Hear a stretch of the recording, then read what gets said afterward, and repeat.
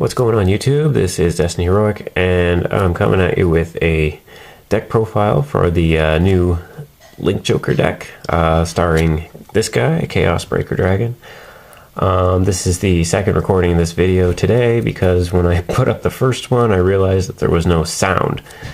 So hopefully this one will have sound. Hopefully you can actually hear my voice. So I've been looking forward to this deck for a long time. I think this is going to be a very meta-changing, meta-defining deck. And it stars this guy, a Chaos Breaker Dragon. Counterblast 1 and discard a Starvader to lock a unit once per turn. And then his limit break is Soul Blast a Starvader and draw a card when a unit unlocks and retire that card. So basically you want to break ride and use the skill to lock up 3 units, limit their attacks, and then draw 3 cards when they unlock and gain a whole bunch of advantage that way. So deck is based around this guy, so we're using obviously 4 of them and 4 of the break rides.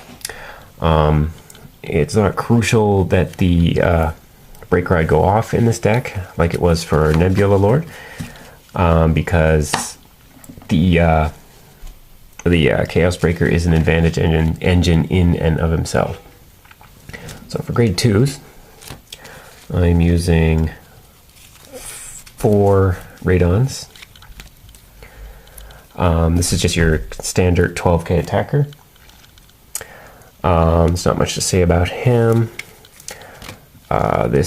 And I'm using 3 Mobius Breath Dragons. So you're pretty much your ideal turn 2 ride. You can lock starters, and using another card in the grade 1 section, we can keep them locked for as long as we need to. I am using 3 copies of the new Colony Maker. When a card is locked, you can counterblast 1 and search for a grade 1 Starvader and call it to the rear guard. You can go and get the grade 1 10k for whatever, if you need a front row, or you can get the Palladium, which I'll discuss in a minute, for the back row and to keep units locked. And to fill out the grade 2s, a single copy of Krypton.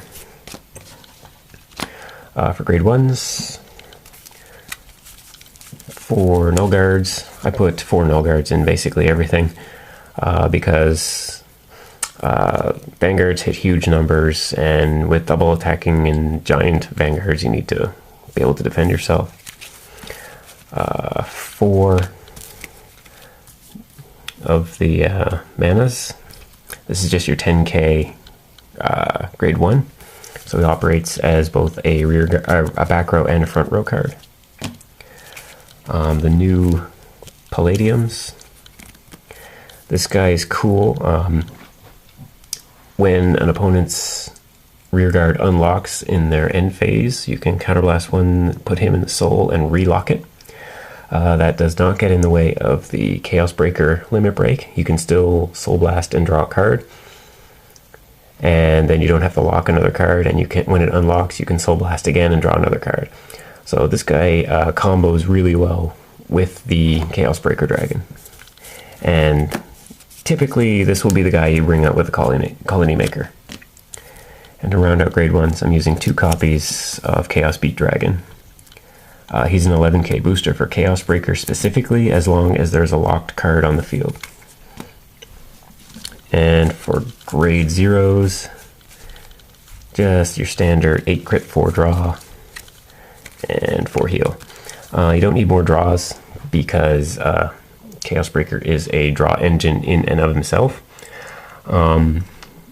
And you want to, the deck doesn't hit giant numbers like Nebula Lord does, but you still want to back up with the criticals as much as you can, because you want to basically lean on the opponent until they run out of cards, and then you want to be able to hit critical triggers to kill them. For the starter, there's really only one good starter for Link Joker, and that's the Dusttail Unicorn. So with Chaos Breaker, if you can activate his skill and lock something, and then activate the Unicorn and lock something else. The Unicorn was free to bring out, so it's basically a free lock, and then you get a free card off of the limit break of Chaos Breaker. So that's the deck. I'm really happy that this deck came out, and I'm really looking forward to playing it in tournaments. As always, thanks for watching, and don't forget to like, subscribe, and comment. Comment below if you have any questions or any differing opinions about this deck, specifically Chaos Breaker versus Nebula Lord, or maybe even Chaos Breaker versus this Multiverse Dragon. But yeah, thanks for watching. Peace.